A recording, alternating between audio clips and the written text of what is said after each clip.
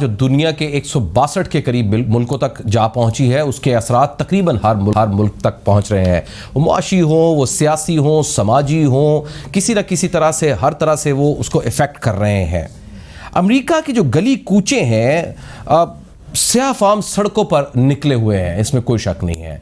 नस्ली जो इंसाफ है उसके असरात सिर्फ अमेरिका तक नहीं बल्कि यूरोप तक भी पहुंचे हुए हैं। अमेरिका में दूसरी बात यह है कि नवंबर में इंतखाबात हो जा रहे हैं और उसकी जो मुहिम है वो भी मुतासिर हो रही है। कई अमेरिकन जो स्टेट्स हैं वहाँ पर डेमोक्रेटिक पार्टी की प्राइमरीज भी मुअत्तल कर दी गई है। मुख्तलिफ सियासी तज्ज़ियाकारों के दरमियान इस बात पर इख्तिलाफ पाया जा रहा है कि इस सूरत हाल का ज़्यादा असर किस पार्टी पर पड़ेगा। कुछ कह रहे हैं कि बिल्कुल डेमोक्रेटिक पार्टी को कोई इसका फ़ायदा नहीं होगा, कुछ कह रहे हैं कि शायद दोनों पार्टीज़ को ना हो, जो टिल्ट है वो उसी का तरह बरकरार रहे। माहिरीन ये भी कहते हैं कि अगर अगस्त तक भी सूरत हाल काबू में आ गई तो इसका फ़ायदा सदर ट्रंप और रिपब्लिकन पार्टी को होगा, लेकिन कल क्या होगा सिर्फ अंदाजे लगाए जा सकते हैं। ये तो आने वाला वक्त ही बताएगा कि हवा का रुख क्या हो सकता है। एक तरफ नस्ली इंसाफ के लिए धड़ाधड़ मुजाहरे हो रहे हैं, दूसरी तरफ कोरोना वायरस का बहुत ज़्यादा अटैक है। इन दोनों सूरत हाल को मिलाकर जब समझें तो जो नवंबर का महीना है, इलेक्शंस होने हैं, तो इलेक्शन के मुलतवी होने के तो बहरहाल कोई चांसेस नज़र नहीं आते। जो माजी में भी प्रेसिडेंट्स मिलते हैं उसमें मुलतवी नहीं हुए हैं, क्योंकि वो ऑनलाइन वोटिंग भी हो सकती है, घर में बैठे भी वोटिंग हो सकती है, बाय पोस्ट भी हो सकती है, वोटिंग का सिलसिला हो सकता है। इतना पायदार निज़ाम अमेरिका के अंदर है। लेकिन इस सारी सूरत हाल में क्या पार्टीज़ पर भी इफेक्ट हो सकता है? आइए इस पर बात करते हैं। शाहिद खान साहब जो डेमोक्रेट्स रहनुमा है वो मेरे साथ मौजूद है बोस्टन से, और सीनियर तज्ज़ियाकार बराए अमेरिकन अमूर फैज़ रहमान साहब भी मेरे साथ मौजूद हैं। सर, आप दोनों का बहुत बहुत शुक्रिया। फैज़ साहब हमेशा हमारे लिए वक्त निकालते हैं, हमारी रहनुमाई करते हैं, हम आपके बड़े मशहूर हैं। शाहिद साहब आपको भी बहुत बहुत शुक्रिया कि आपने इतने मशरूफ वक्त में निकाला है। मैं ज़रा फैज़ साहब से पहले एनालिसिस ले लूँ। फैज़ साहब, इससे पहले भी हमने एक प्रोग्राम किया था और उस पर भी एक बात हमने की थी, और आपका तज्ज़िया ये था कि नंबर एक तो पोस्टपोन नहीं हो सकते, इलेक्शंस पोस्टपोन नहीं होंगे। नंबर दो, आपने कहा था कि शायद इसका किसी पार्टी को फ़ायदा या नुकसान ना हो। उसको हमने स्विंग स्टेट्स का जो टिल्ट है, जो उसकी तरफ बढ़ते हुए असरात हैं, उसकी भी बात की थी। तो आपने ये फरमाया था कि शायद ज़्यादा असरात ना हो। लेकिन सर, जो सूरत हाल नज़र आ रही है वो तो सरासर जो डोनाल्ड ट्रंप प्रेसिडेंट अमेरिका के प्रेसिडेंट है, उनकी पार्टी रिपब्लिकन्स उनके खिलाफ जाती हुई नजर आ रही है। खास तौर पर ये जो स्याह फाम सड़कों पर निकल आया है और जिसका टिल्ट यूरोप तक जा पहुंचा है, बरतानिया में बहुत ज्यादा इसका टिल्ट बना है।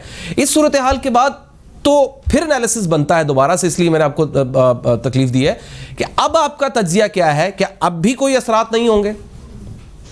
देखिए, आपकी बात बिल्कुल दुरुस्त है। जो भी आपने जो कॉन्टेक्स्ट दिया है मुर्तज़ा, उसमें असल दो बहुत अहम जो पहलू सामने आए हैं।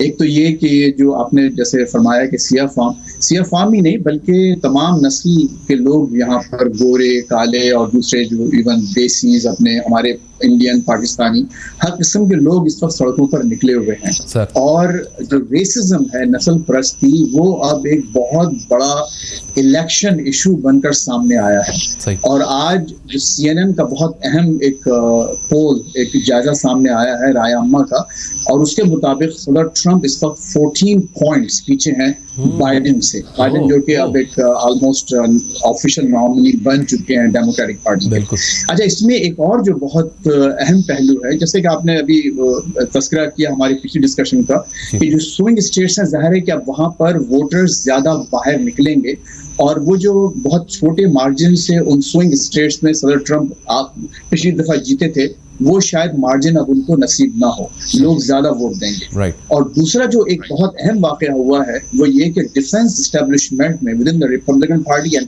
आउटसाइड द रिपब्लिकन पार्टी, इनकी अब बाकायदा खुलकर मुखालिफत की जा रही है। और कई तीर ऐसे फेंके गए हैं जिसमें अब जो आखिरी दफा कल कोलिन पावेल ने बाकायदा बहुत ही शदीद तनकीद की किसी अमरीकी सदर के बारे में, एक 4 स्टार जनरल का, जो हालांकि रिटायर्ड हैं, वो ये कहना कि उन्होंने दस्तूर से, आइन से खिलाफ वर्जी की है और उससे दूर हो गए हैं, बहुत बड़ी बात है रिपब्लिकन वोटर्स के लिए भी।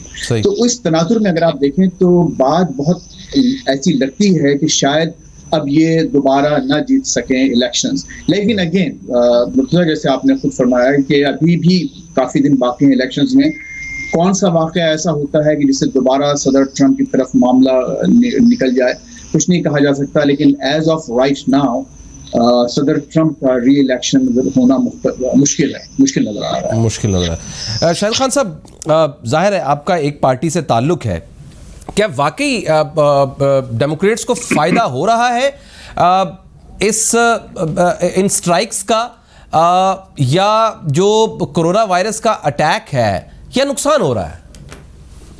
बहुत शुक्रिया सबसे पहले मुझे अपने प्रोग्राम में मदऊ करने के लिए।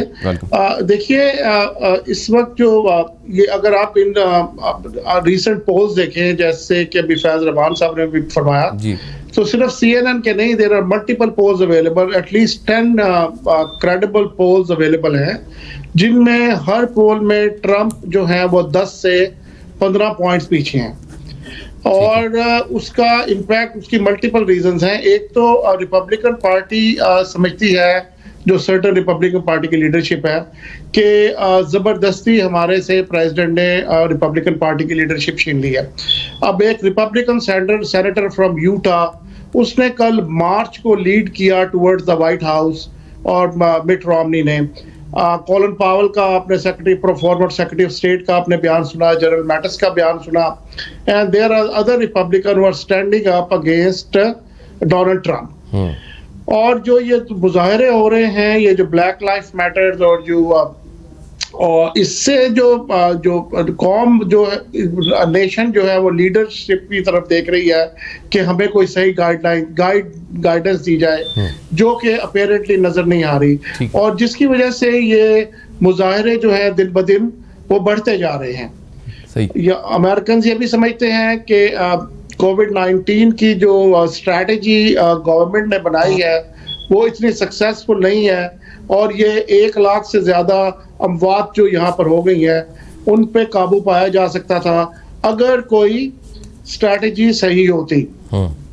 तो कभी वो डाइहाइड्रोक्लोरोक्विन की बात हो रही है, कभी एजिथ्रोमाइसिन की बात हो रही है, और प्रेसिडेंट ऑफ यूनाइटेड स्टेट्स इस किस्म की स्टेटमेंट्स दे रहे हैं जिससे लोग कंफ्यूज हो रहे हैं। लोगों ने क्लोरेक्स पीना शुरू कर दिया। चूंकि सर आप पॉलिटिक्स को, अमेरिकन पॉलिटिक्स को शायद सब बहुत करीब से समझते भी हैं, आप इन भी हैं पार्टीज के अंदर, इन सारी मामलात को जो ऊंच नीच है उसको समझते हैं।